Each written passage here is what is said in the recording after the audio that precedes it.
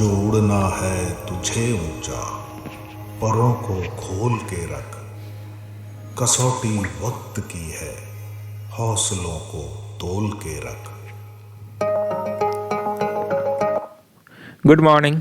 कैसे हैं आप सभी? ज़रूर साझा करें कैसा आपकी तैयारी चल रहा है और बताएं कि आप किस ढंग से तैयारी कर रहे हैं। आपको और मैं कितना सहयोग करूं ताकि आप एग्ज़ाम को क्रैक करें। आपके लिए मैं और क्या क्या लाऊं इस चैनल पे, जो कंटेंट कहें वो लाऊं ताकि आप एग्ज़ाम में बेहतर कर सकें। तो आप सभी जो है वो कमेंट करते रहें ताकि मुझे पता चले कि आपके लिए यह वीडियो कितना फ़ायदेमंद है और मैं आपके लिए और क्या बेहतर करूं ताकि आप एग्ज़ाम में बेहतर करें और अपनी सीट को सुनिश्चित करें, आप सफल हों। तो आप सभी बिल्कुल जो है ये शेयर करते रहें और डेली कोशिश करें कि हम अपने समय को 100% यूटिलाइज करें ताकि आप बेहतर कर सकें। आप बच्चे नहीं हैं, आपको समझाना पड़े। आप जो है वो खुद एक मैच्योर स्टूडेंट हैं और आप अगर चाहेंगे तो आप अपने समय को 100% यूटिलाइज करेंगे और उससे 100% आउटपुट लेंगे। तो मैं उम्मीद करता हूं कि आप सभी जो है अपने लक्ष्य के प्रति जो है वो काफ़ी सीरियस होंगे ताकि आप आने वाला समय में अपने बेहतर भविष्य का निर्माण कर सके। तो उम्मीद करता हूं कि ऐसे ही करते रहेंगे।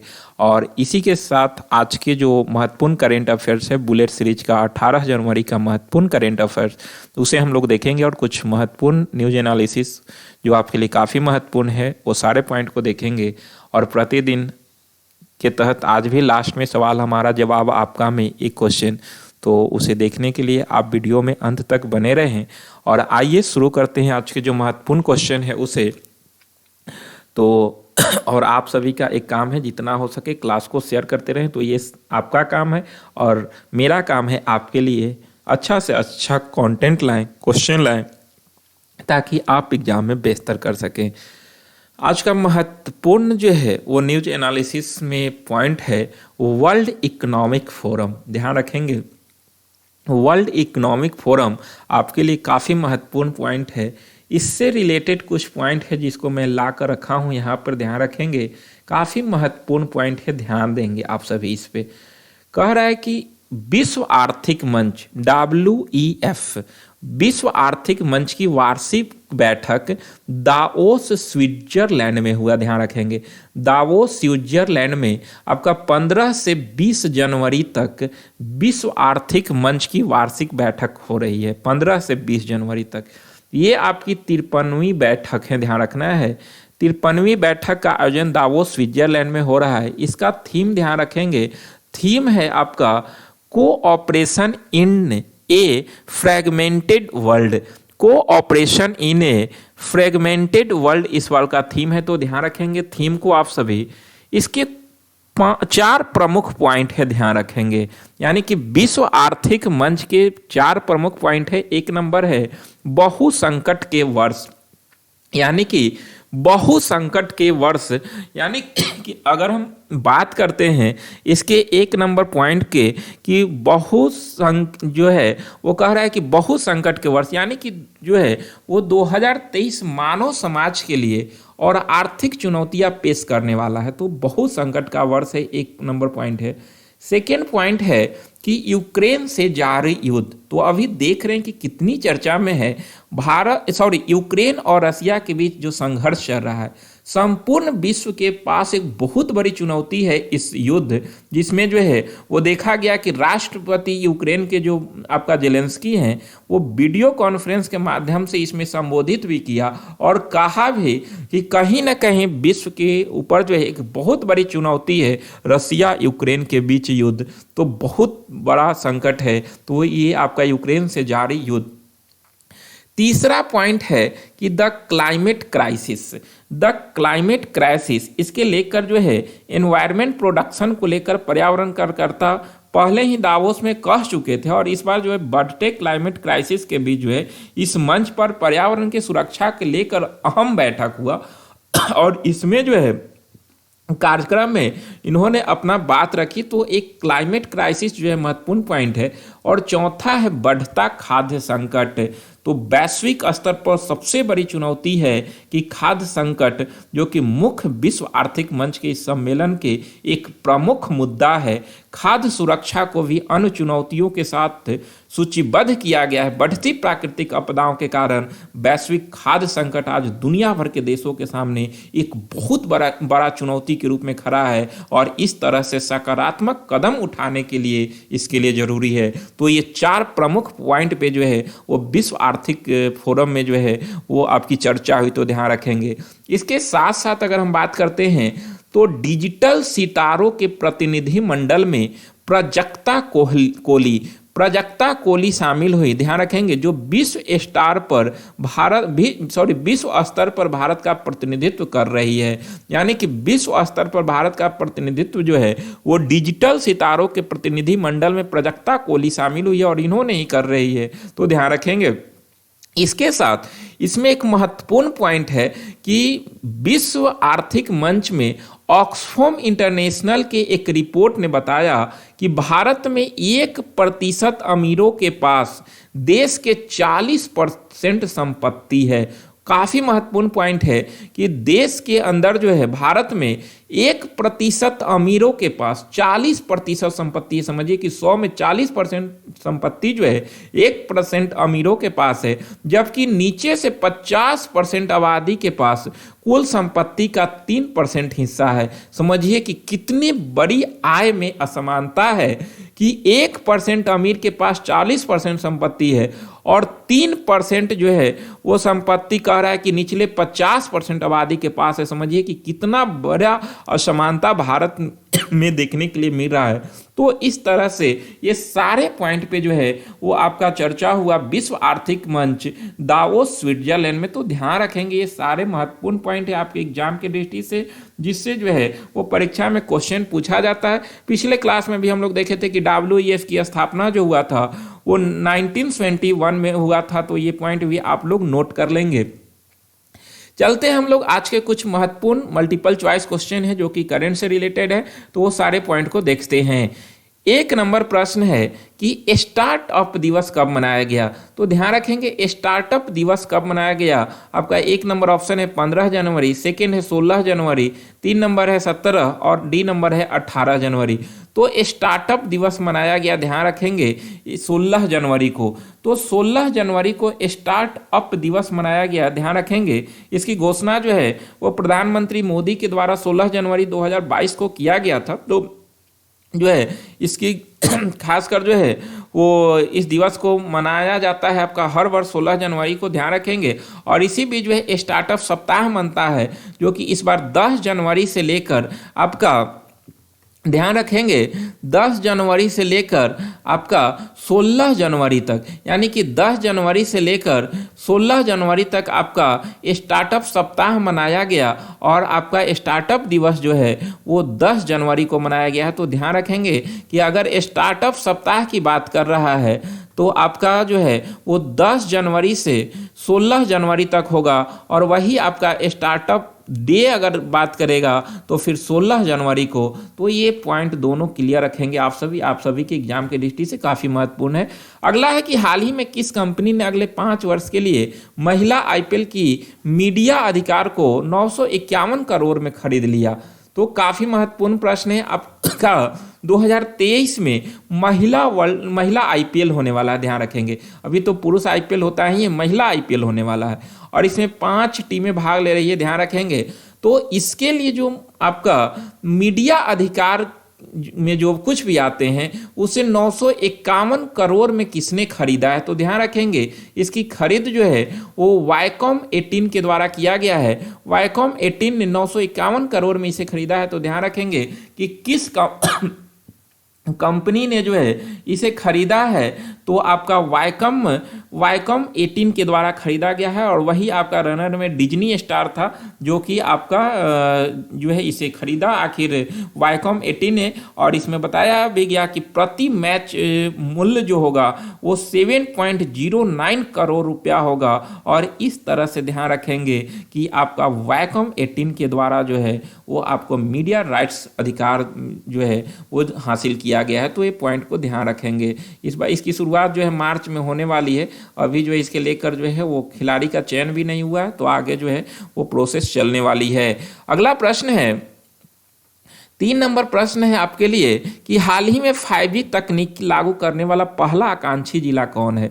तो 5G तकनीकी को जो है अपना लागू करने वाला पहला आकांक्षी जिला, ध्यान रखेंगे, विदिशा है, जो कि मध्य प्रदेश के अंदर है। तो विदिशा में जो है वो 5G तकनीक लागू करने वाला पहला आकांक्षी जिला घोषित किया गया है।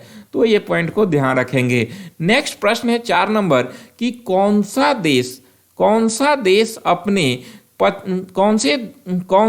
अपने 75वें स्वतंत्रता दिवस पर भारत के पहले पीएम जवाहरलाल नेहरू के चित्र से ही डाक टिकट जारी करेगा।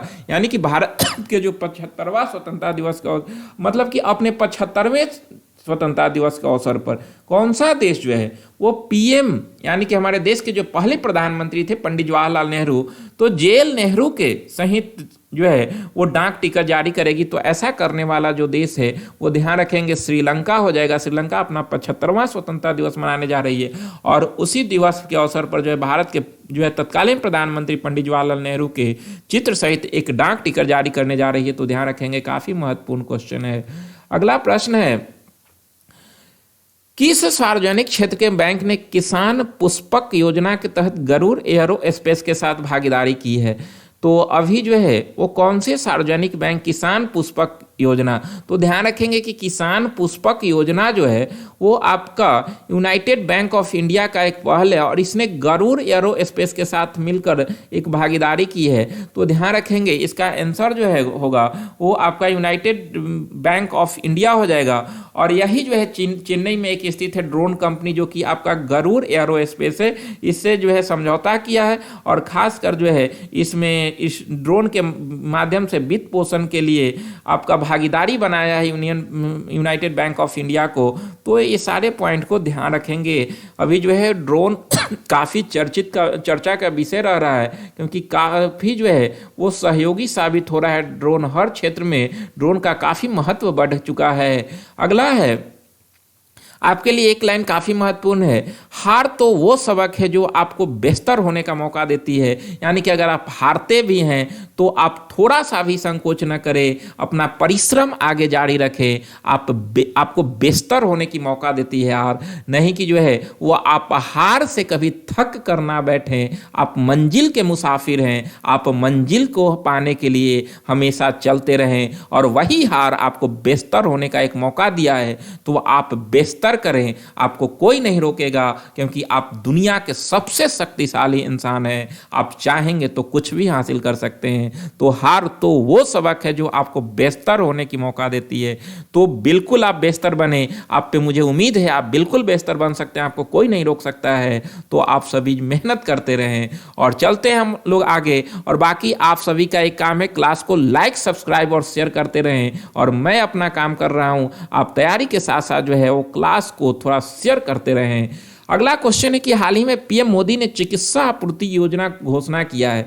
तो ध्यान रखेंगे, काफी महत्वपूर्ण क्वेश्चन है ये कि प्रधानमंत्री मोदी के द्वारा जो है चिकित्सा आपूर्ति हेतु अभी कौन सा मैत्री की घोषणा किए हैं। तो ध्यान रखेंगे प्रधानमंत्री मोदी के द्वारा खासकर जो है विकासशील देशों के लिए एक नई परियोजना की घोषणा किया है और वह परियोजना है आपका, ध्यान रखेंगे, आरोग्य मैत्री। आरोग्य मैत्री जो है आपका घोषणा किए हैं, जो कि विकासशील देशों के लिए एक नई आरोग्य मैत्री परियोजना है। इसके तहत क्या होगा कि भारत प्राकृतिक आपदाओं या मानवीय संकटों से प्रभावित किसी भी विकासशील देश को आवश्यक चिकित्सा आपूर्ति प्रदान करेगा। यानी कि जो भी देश हों जो कि प्राकृतिक आपदाओं या जो है वो मानवीय संकट से अगर प्रभावित होते हैं तो इसी के तहत उन्हें जो है चिकित्सा सुविधा उपलब्ध कराई जाएगी। तो ध्यान रखेंगे आरोग्य मैत्री के तहत किसी भी देश को जो है वो चिकित्सा सुविधा उपलब्ध कराई जाएगी। काफी महत्वपूर्ण क्वेश्चन है। अगला है, नेक्स्ट प्रश्न है कि 7 नंबर में कि हाल ही में दुनिया की सबसे खूबसूरत महिला, ध्यान रखिएगा, दुनिया की सबसे खूबसूरत महिला के नाम से जानी जाती थी अभिनेत्री फोटो जर्नलिस्ट जीना लोलो ब्रिगिडा का निधन हुआ। तो ध्यान रखेंगे फोटो जर्नलिस्ट जीना लोलो ब्रिगिडा का निधन हुआ। इनका संबंध किस देश से है। तो ये दुनिया की सबसे खूबसूरत महिला के तौर पे जानी जाती थी, अभिनेत्री थी, फोटो जर्नलिस्ट थी, और इनका निधन हुआ है तो ध्यान रखेंगे इसका आंसर हो जाएगा आपका बी नंबर, इटली के थी और इनका हाल ही में निधन हो गया है तो ध्यान रखेंगे। अगला है कि देश के मौसम की गतिविधियों पर नजर रखने वाली डॉपलर वेदर रडार की संख्या 2023 में कितनी है। काफी महत्वपूर्ण क्वेश्चन है। अभी जो है वो देश के अंदर जो है डॉपलर वेदर रडार की संख्या बढ़ गई है। पहले देश के अंदर जो है वो 15 रडार थे, लेकिन 2023 में जो है ये रडारों की संख्या बढ़कर 27 हो गई और अगले 3 वर्ष में जो है 25 और जो है वो आपका रडारों की संख्या बढ़ाने की बात चल रही है। तो ध्यान रखेंगे अभी वर्तमान में 37 है 2023 में, और इसी के माध्यम से जो है खासकर आप मौसम संबंधी जानकारी जो है वो ले लिया जाता है, सारी सुविधा उपलब्ध होती है, पहले मालूम चल जाता है कि जो है क्या प्रभाव होने वाला है मौसम का। तो मौसम के बारे में जानकारी लेना, आंधी तूफान के बारे में जानकारी लेना इसी के माध्यम से हो पाता है। तो डॉपलर वेदर रडार की संख्याओं की बढ़ोतरी भारत में किया जा रहा है और अभी जो है वो देश के अंदर जो है 37 डॉपलर वेदर रडार स्थापित हो चुके हैं और अगले 3 वर्ष में जो है 25 और रडार स्थापित करने की योजना भारत सरकार की है। अगला प्रश्न है कि अभी हाल ही में संयुक्त राष्ट्र संघ ने बिहार के किस योजना की प्रशंसा की है। काफ़ी महत्वपूर्ण क्वेश्चन है कि अभी हाल ही में जो है संयुक्त राष्ट्र संघ ने, यूनाइटेड नेशन ने जो है बिहार के किस योजना की प्रशंसा की है। तो नीतीश कुमार के द्वारा जो है एक गंगा जल आपूर्ति योजना लाया गया, जहां पर जो है गंगा जल नहीं पहुंच पाती है, वहां पर नल के माध्यम से गंगा जल पहुंचाया जा रहा है। तो इसी योजना को जो है वो आपके संयुक्त राष्ट्र संघ के द्वारा सराहना किया गया है। तो ध्यान रखेंगे कि अभी हाल ही में इसकी शुरुआत जो है पावापुरी से नीतीश कुमार के द्वारा किया गया था।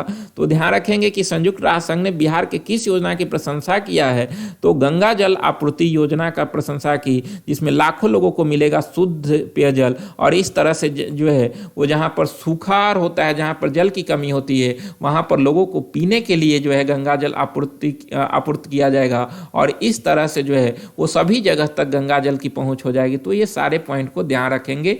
ये आज के 9 प्रश्न थे और इसके अलावा आपके लिए एक जो है वो न्यूज एनालिसिस था। तो जो है आपके लिए सारे महत्वपूर्ण पॉइंट ही से देखते रहेंगे। और सवाल हमारा जवाब आपका में पिछले दिन का क्वेश्चन था कि रेलवे बोर्ड के नए चेयरमैन और सीईओ किसे बनाया गया। तो आप सभी का आंसर लगभग जो है वो सही था। अभी हाल ही में जो है बीके त्रिपाठी के जगह जो है वो अनिल कुमार लाहोटी ने लिया है, यानी कि वर्तमान में रेलवे बोर्ड के सीईओ अनिल कुमार लाहोटी हैं। तो ध्यान रखेंगे। और आज के लिए आपके लिए क्वेश्चन है कि मिसेज वर्ल्ड 2022 का खिताब किसने जीता। थोड़ा सा जो है सतर्क होकर ये क्वेश्चन को बनाइएगा। Mrs World 2022। तो मिलते हैं नेक्स्ट वीडियो में। आज यहीं तक। आप सभी को बहुत बहुत धन्यवाद। आप सभी क्लास को शेयर करते रहें।